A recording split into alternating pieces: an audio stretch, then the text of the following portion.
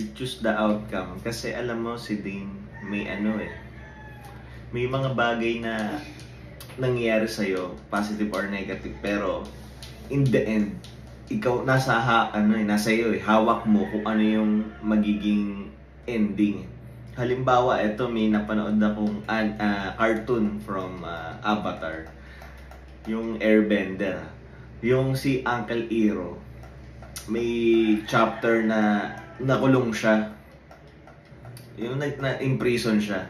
Tapos, ang nangyari si Dane, parang ang ginawa niya, dahil nalulungkot siya, parang nabaliw siya. Yun yung naging perspective ng lahat na pati mga bantay na guards, lahat yun yung iniisip parang dapat siya yung emperor pero hindi siya naging emperor, tapos naging nabaliw pa siya. Pero si Uncle Iroh, being a wise man, nagkukunwari lang pala siya, and yung pagkakakulong niya na yun, mataba kasi siya eh.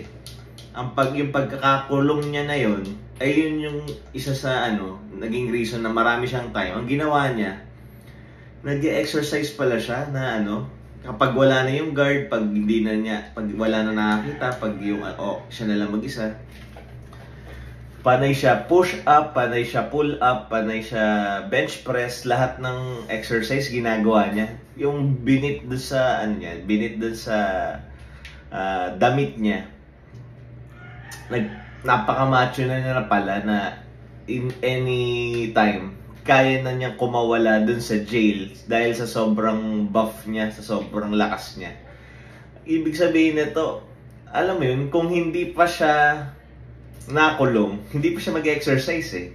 I mean, marami tayong marami tayong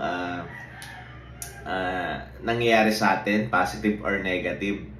Pero hindi naman ibig sabihin nun na positive na yung nangyayari sa'yo.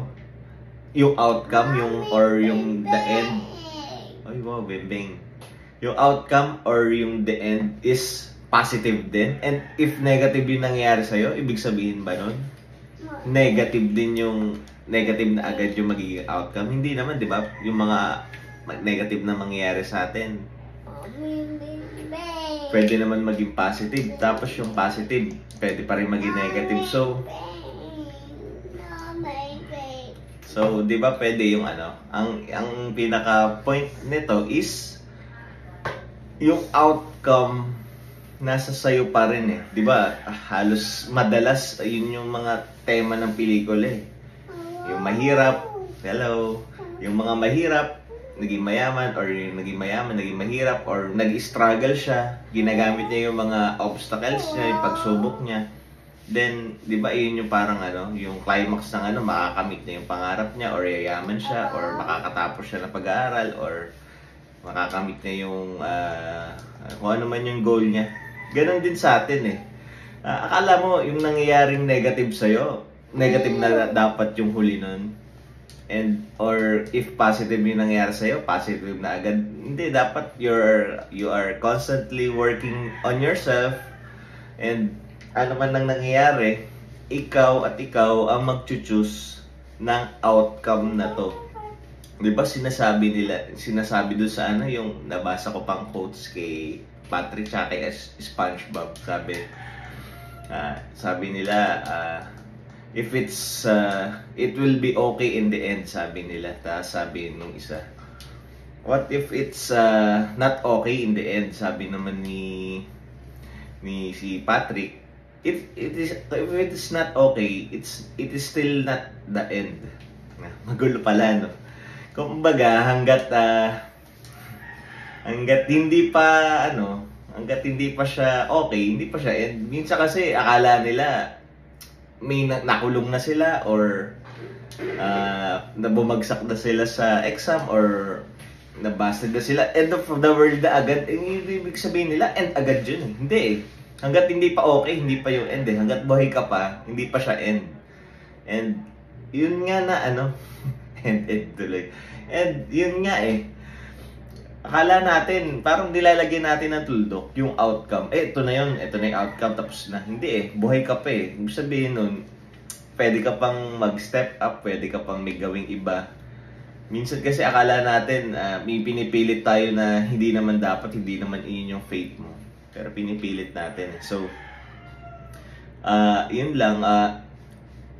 Kung may nangyaring negative sa buhay mo, hindi necessarily dapat ang maging outcome ng buhay mo negative. Kung may pinagdadaanan ka, tulad ni Uncle Iro, nakulong siya na, or 'di ba, maraming ganyan example. May mga halimbawa na lang yung anak din ni Sir Dolphy. Alam ko si Dolphy Jr. parang nakulong din siya, and marami siyang krimen na gawa, and pwedeng mangyari doon, 'di ba? Akala mo outcome niya magiging criminal siya kasi yun ang naging umpisa niya, and hindi naman naging ganoon, 'di ba? Naging pastor pa nga siya, and lahat nung naging pagsubok niya doon sa loob, yun pa yung naging way para maging pastor siya. Kumbaga, yung time na nandun siya, hindi iyon yung in-spend niya ng wisely yung time niya, and nakaka-inspire pa siya ng ibang tao. Di ba maraming ganun na galing sa jail, akala mo yun na yung end, hindi pa pala. Di ba maraming naging wise dun tulad ng ibang mga historical figures, di ba? Nelson Mandela, Ninoy Aquino, lahat naman ng mga nandun, nakulong sila pero nakapag-inspire pa rin sila ng tao despite of that. So, paano ka pa na ordinaryong tao lang na may nangyayari sa'yo negative tapos tumusuko ka na agad? So, ang mangyayari dapat dyan, si Dane, wag kang pagka positive nangyayari sa'yo, wag kang pakampante, gumawa ka pa rin ng mga bagay para maging constant.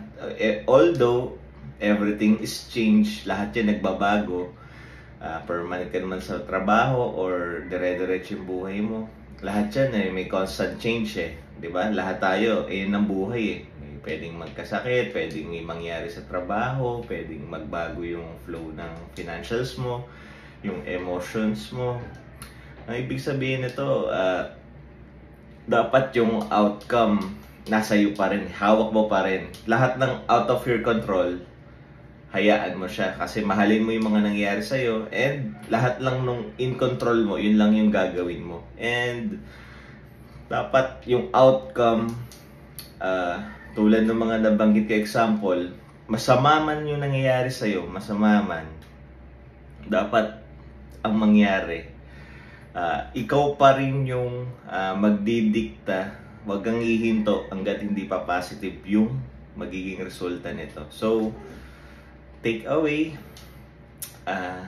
if it's not the end, if it's not okay still, it's not the end pa rin. So, constantly gumawa ka pa rin ng way para yung buhay mo is mapaayos pa rin, and you choose the outcome. Lahat ng nangyayari sa'yo, ikaw magdidikta kung positive mo ba siya gagamitin or negative. Pag may nangyari sa'yo masama, take it as positive. May mangyari sa'yo, may siraan ka ng tao, mawalan ka ng gamit, mawalan ka ng financials, mawalan ka ng kaibigan, masunugan ka ng bahay, or kung ano man yung mga lifelong relationship mawala, lahat kung ano man yung matitinding mga nangyari sa iyo, always use it para mas tumatag ka, mas lumakas ka mentally, mas lumakas ka physically. Lahat ng experiences mo na masasama, don't let it na i-bring ka pababa. Lahat dapat ng experiences mo, good or bad, the outcome should still be good. So, lahat ng bagay na yan, lahat ng masamang nangyari or mangyayari pa sa'yo, kasama sa buhay yan. Mahalin mo kung ano yung dapat mangyari sa'yo. Lahat ng bagay na mangyayari sa'yo masama, mangyayari yan at mangyayari, yun ang tadhana Hindi pwedeng dire-diretso lang tayo sa buhay para tayong Teletubbies mula umpisa hanggang huli. Masaya lang. Hindi ganun Lahat tayo may masasamang mangyayari sa atin, pero hindi ibig sabihin nun the end na. Kumbaga, lahat yan pwede pa nating i-turn around.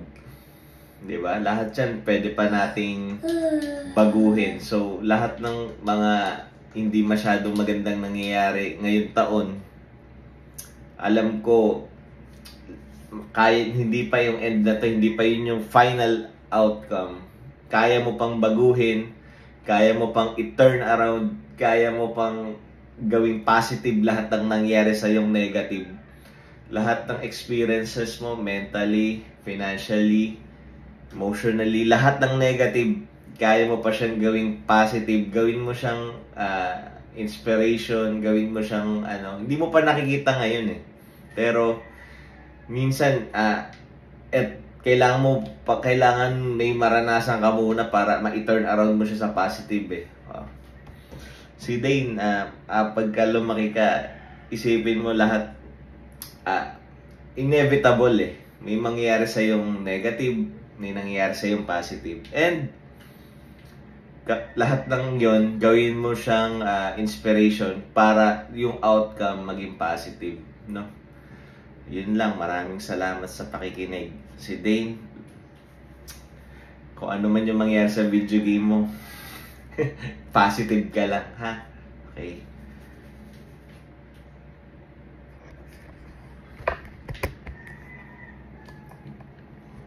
Gapang-gapang ka lang dyan. Wow!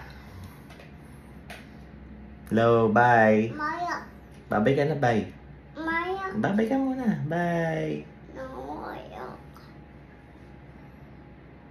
Maya.